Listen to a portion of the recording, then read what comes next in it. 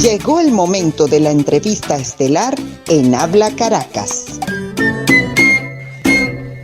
7 de la mañana, 45 minutos aquí en Habla Caracas. Ya está con nosotros nuestra entrevistada para el segmento estelar de hoy en la mañana. Tiempos de COVID-19, medios de comunicación, opinión pública, redes sociales. Se acaban de presentar los resultados de una indagación y una de las voceras es María Fernanda Madrid, profesora e investigadora de la Universidad Central de Venezuela y conocedora y acompañante de esta experiencia de radiocomunidad.com desde su inicio, desde hace 15 años. María Fernanda, un gran gusto conversar contigo. ¿Cómo estás? Dame un segundo buenos días a todos, ¿cómo están? ¿Cómo les va? Un gusto estar con ustedes en Radio Fe y Alegría, en Radio Comunidad. No seas modesto, y tú y yo nos conocemos desde mucho antes de la fundación de Radio Comunidad. Se nos caen las cédulas. Ciertamente, desde María Fernanda. El de integración de la comunidad del MIC en el Cafetal hace mucho tiempo. Sí, sabes, María Fernanda, el 16 de mayo de este año cumpliría ese movimiento 35 años y cumpliría la Federación de Asociaciones de Comunidades Urbanas FACUR, ¿te acuerdas? Cumpliría 50 años y bueno, vamos a hacer por supuesto una jornada de reflexión. María Fernanda, has tenido todo este tiempo, este lapso para analizar cómo se ha manejado el tema del COVID-19 en las redes sociales, en los escasos medios de comunicación independientes que quedan y su efecto, su relación con la opinión pública, las opiniones y las conductas de la ciudadanía. Y acaban ustedes de presentar una data, unos resultados interesantísimos. Cuéntanos, por favor. Sí, cómo no. Este proyecto nos tomó 12 meses de observación. Fue coordinado por la investigadora y experta en temas de desórdenes de la información, que es como se llaman estas cosas que estuvimos observando, la profesora Iria Puyosa, Venezuela Inteligente y el ININCO, de la Universidad Central de Venezuela, fueron las organizaciones que coordinaron y procesaron esta investigación, participaron en ella un conjunto de importantes investigadores, participó la directora del INICO, Morel Alvarado, participó la propia Iria, Yajaira Anduesa, que es una periodista bastante conocida y solidaria con los movimientos sociales y el trabajo. Estuvo, tengo la cabeza en mañana, Andrés Ascurua, de Venezuela Inteligente, y bueno, nos interesó qué queríamos observar en abril. Sí. Ya nosotros, como todo el mundo, sabemos que el confinamiento en Venezuela comenzó el 12 de marzo y ya en abril estábamos como mirando un volumen muy importante de contenidos que circulaban a través de redes sociales y especialmente, que es una de las novedades y de las diferencias que tiene este proyecto, de la red WhatsApp, de la mensajería instantánea WhatsApp, sí, que, bueno, en opinión de algunos de nosotros debe ser uno de los ámbitos, de los espacios digitales más importantes para observar, especialmente desde que Venezuela tiene la diáspora que tiene, porque este espacio se ha transformado en el canal de comunicación de familias, de grupos de vecinos, de grupos de seguridad en las urbanizaciones de vecinos, grupos para ventas de medicamentos. O sea, el uso inicial de WhatsApp, que era un poco una aplicación que nos permitía conversar con amigos, luego nos permitió conversar en grupos y luego se ha transformado en la entrevista, en el recurso fundamental. Claro. Entonces queríamos ver qué estaba circulando por ahí, qué tipo de información o de mensajes asociados al COVID estaban circulando por allí y qué estábamos haciendo nosotros, cómo estábamos nosotros procesando eso que por allí circulaba. Ahora, María Fernanda, ¿cómo se indaga, cómo se investiga? Dime. Si el sujeto son los grupos de WhatsApp? Porque, bueno, lo que yo publico en mi cuenta Twitter o en mi Instagram es fácil para ustedes como investigadores indexar, hacerle un seguimiento porque es una información pública. Los grupos de WhatsApp tienes que estar incluida. ¿Cómo se hace esta labor científica, esta labor investigativa? Bueno, eso es uno de los aportes que tiene el proyecto y que de hecho trabaja y tiene el Observatorio de Desinformación, Rumores y Falsas Noticias del ININCO, que es el laboratorio que yo coordino, el observatorio que yo coordino. Yo trabajo desde hace 3 años observando y monitoreando grupos de WhatsApp. Trabajo con estudiantes, trabajamos con nuestros propios grupos de base. Siempre el punto de partida son los mismos grupos en los que uno participa, pues. Yo estoy en grupos como persona, como en 12 grupos, porque tengo como todo el mundo, uno de familia, uno de amigos, unos de exalumnos, unos de exnovios, unos de compraventa, unos de medicamentos. Entonces, eso va haciendo un grupo, un núcleo de grupos que se van amplificando y bueno, observamos 110 grupos diariamente en por lo menos 4 cortes.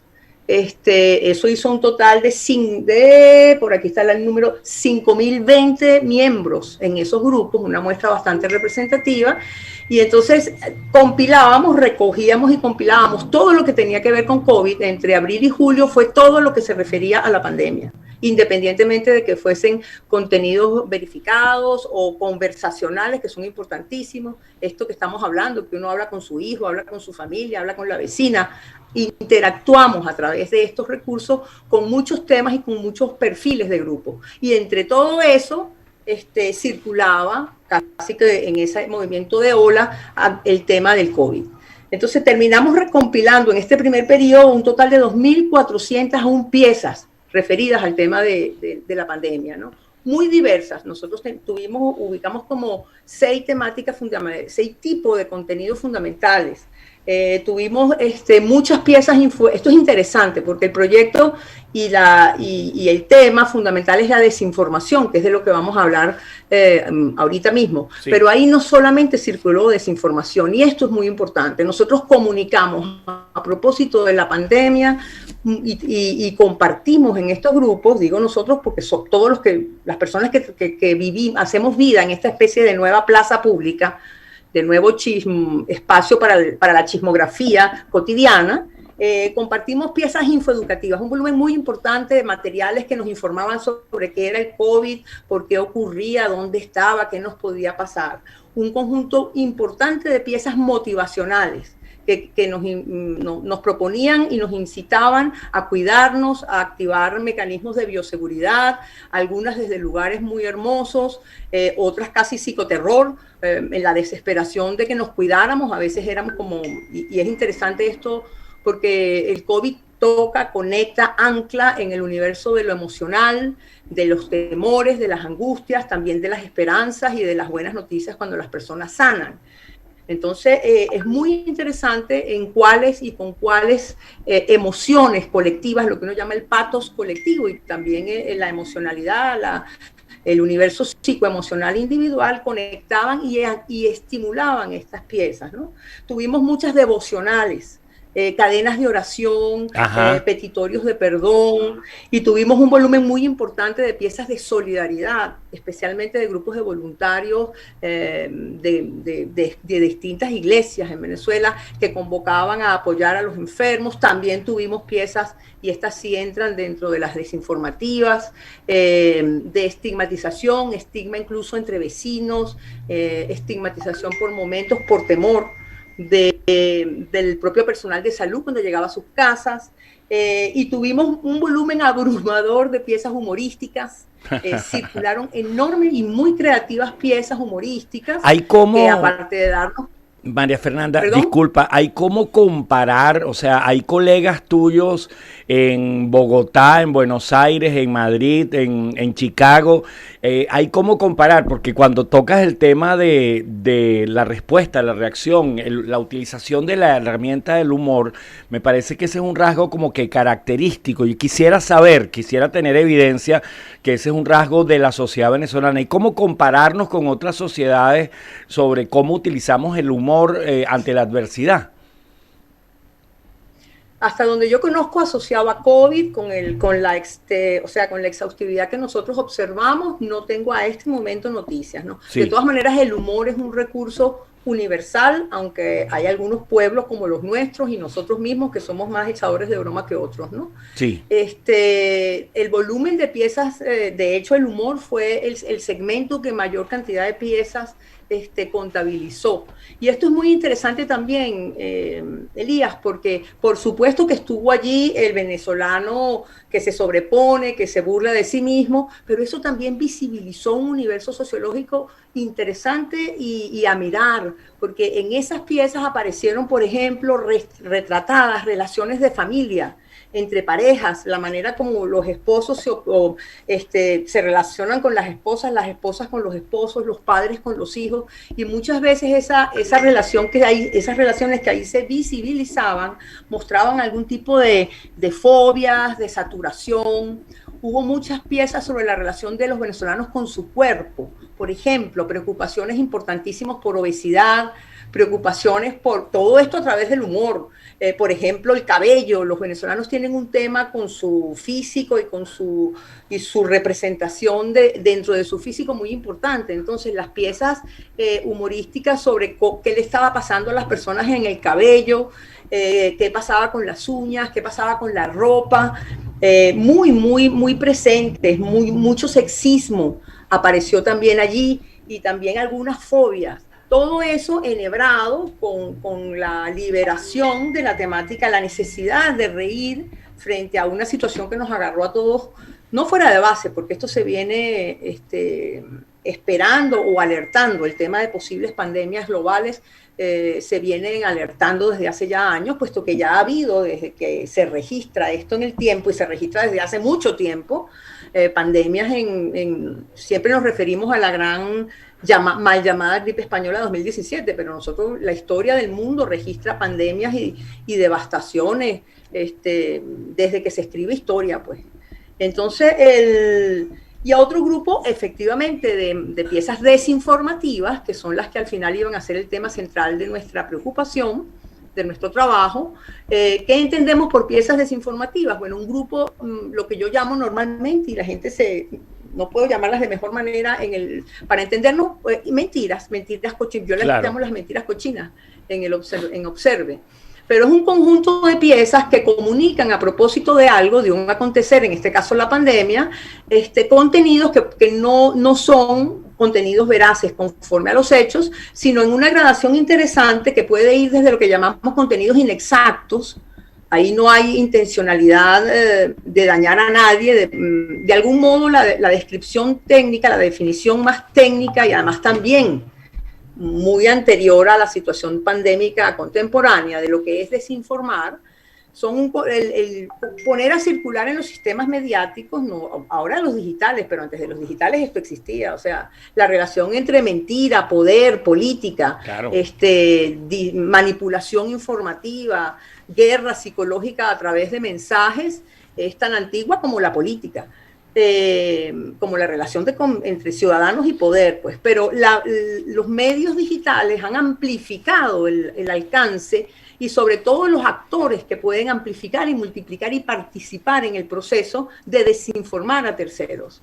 Entonces, el objetivo de la desinformación, por lo general, hay una intencionalidad en poner a circular una información elaborada, muchas veces profesionalmente, para dañar a personas, daño reputacional, agredir o confrontar estados o gobiernos o partidos políticos o instituciones o guerras empresariales, guerras económicas, mercantiles, para desbancar o perjudicar una empresa frente a otras. Esto ha ocurrido ahorita en el contexto, por ejemplo, entre farmacéuticas. Ajá. Y en relación a la pandemia también ocurrió en la geopolítica, en la confrontación económica feroz desatada entre Estados Unidos y China por los mercados mundiales para la instalación de redes 5G, para la distribución de teléfonos celulares. Todo eso estuvo conectado a las disputas y el manejo global de la distribución del poder en todos los campos, el poder económico, pero también el poder ideopolítico, qué modelo de sociedad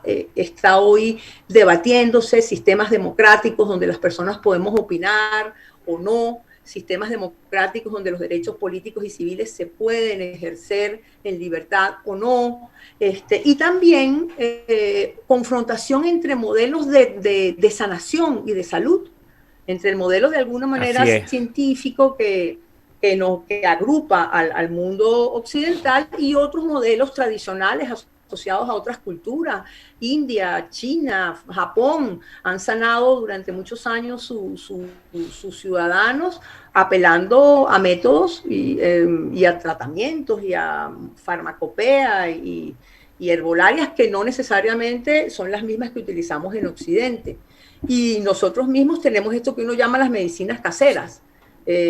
Y esto también estuvo allí, la sopita de pollo de mi mamá, los tecitos, los guarapos, todo eso concurrió en este deseo y esta necesidad de sanarnos y esta preocupación por no enfermar, también esta dificultad que tenemos en Venezuela en particular en estos momentos de acceder a medicamentos en farmacias, son costosos.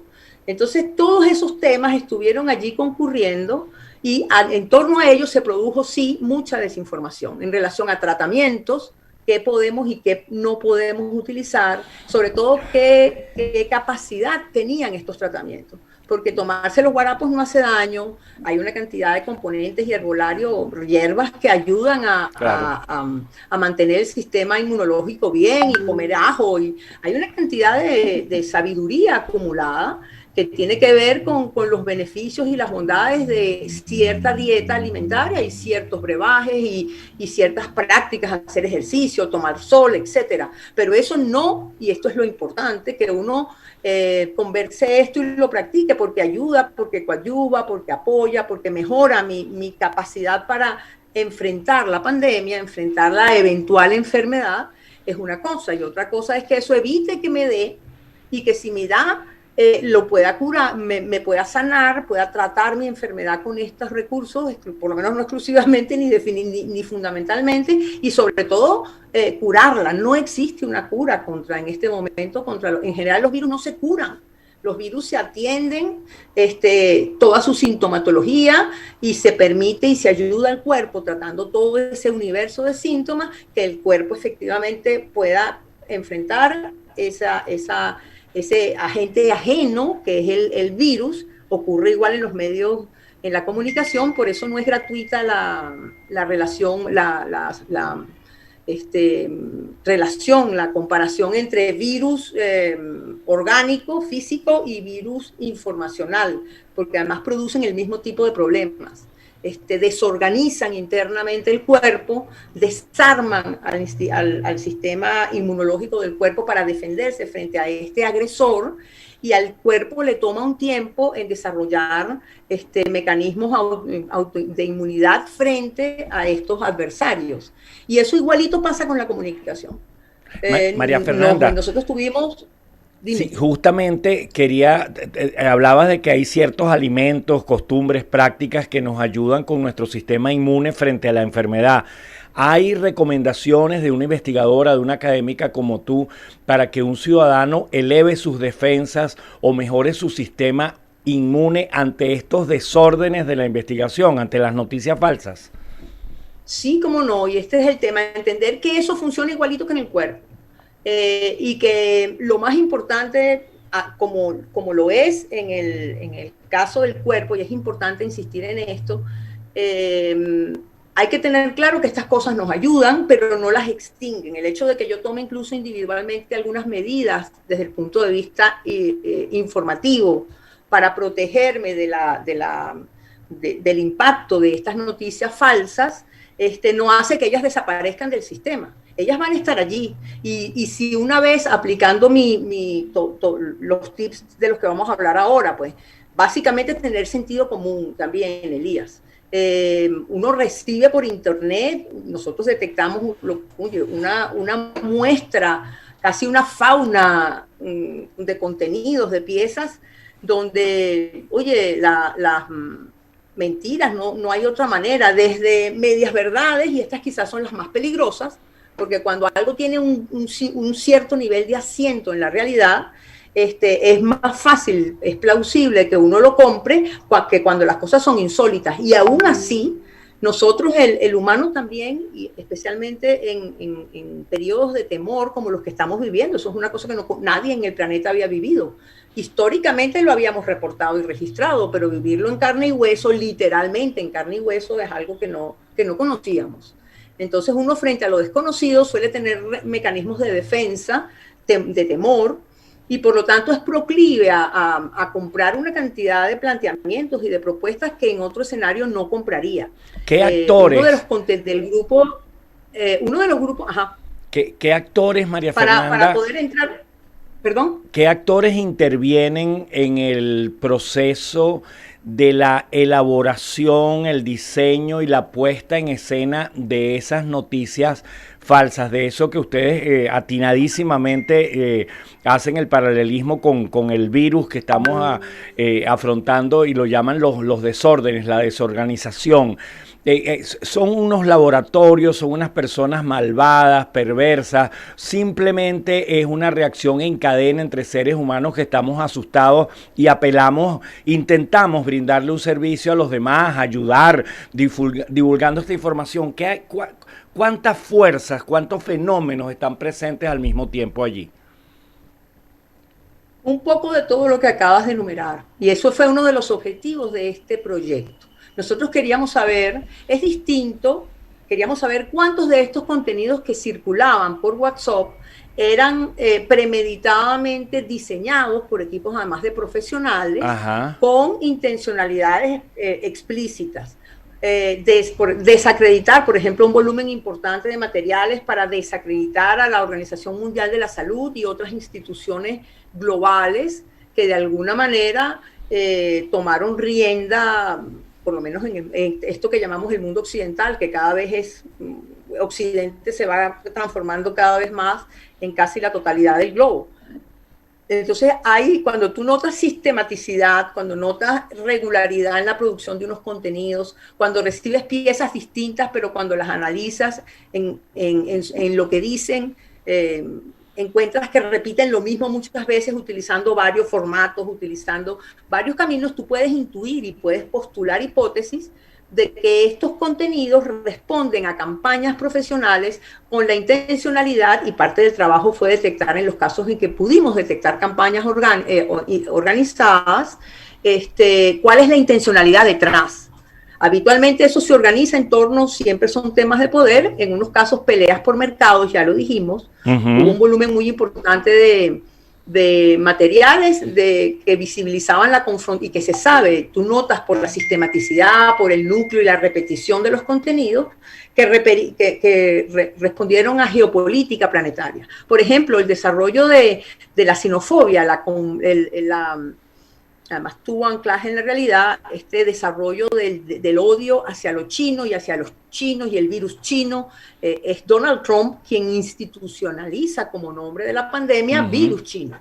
Y una cosa es que en un lugar de un planeta, de un país, se desarrollen este tipo de procesos virales, incluso que en el primer periodo de este proceso China haya manejado esto de una manera relentada, y otra cosa que sea un invento de los chinos, que los chinos le mandan al mundo para devastarlo o destruirlo. Esa es una de las teorías conspiranoicas que hay.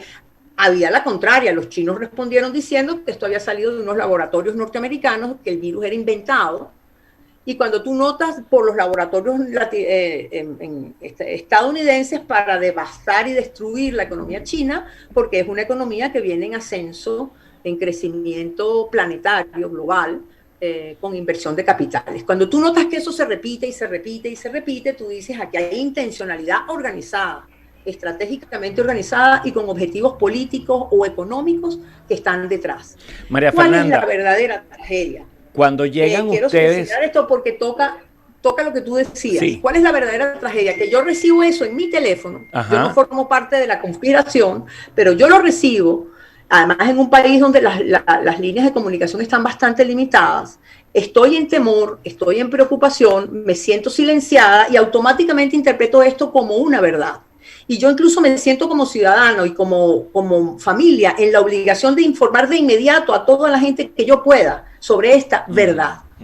Y confundo esto con información veraz y la amplifico. Y yo la amplifico a 20 familiares, a 275 vecinos, a 26 exalumnos, y cuando te vienes a dar cuenta, esa es la verdadera y novedosa amplificación que los sistemas digitales han aportado a lo que toda la vida fue una confrontación, siempre existió a través de la radio, las campañas el trabajo de la BBC en la Primera y Segunda Guerra Mundial, bombardeando incluso información sobre los campos enemigos para desmoralizarlos, para informar sobre la verdadera ruta que estaba tomando la Segunda y la Primera Guerra Mundial, porque los frentes en la Segunda Guerra, los frentes nazis informaban que estaban ganando y resulta que estaban perdiendo la guerra, pero no había cómo informarlo. Esto existe desde siempre, pero no participaban los ciudadanos con la capacidad de alcance que ahora tenemos. Sí. Nosotros tenemos gente que está en el mundo entero, la diáspora venezolana está en todo el mundo. Informar aquí que que los hospitales no tienen en este momento, por ejemplo, vivimos este colapso real en este momento de camas, de posibilidades de atención en toda la estructura sanitaria venezolana. Eso lo está sabiendo en este momento australianos. Nosotros tenemos un registro más o menos de las zonas a donde estos mensajes llegaron. Y por la diáspora venezolana, nosotros estamos regados en el mundo entero, con núcleos de mayor presencia en algunos países, pero sorprendentemente en Dakar, en Emiratos Árabes Unidos, en Malta, en Sudáfrica, en Marruecos, en muchos lugares, alguien sabe y amplifica en esas realidades que en Venezuela tenemos una crisis de sistema de salud público. Eso antes no podría nunca haber alcanzado esa dimensión. María Fernanda, a partir de hacer públicos estos resultados, ustedes como equipo, ¿en qué nuevo paradigma están? O sea, ¿qué se plantean? Bueno, esto es lo que nosotros descubrimos, esto es lo que hay en la sociedad venezolana. Voy a continuar investigando qué derroteros voy a seguir, cuáles son mis focos temáticos, o voy a tratar de incidir, de influir, al menos divulgando esta información. ¿Qué decisión tomaron ya para cerrar esta gratísima conversación? ¿Por qué crees que estoy aquí contigo? Sí, claro, claro. ¿Por qué nos interesaba venir a Radio Comunidad? ¿Por qué nos interesa conversar y que nos escuchen a través de Radio Fe y Alegría?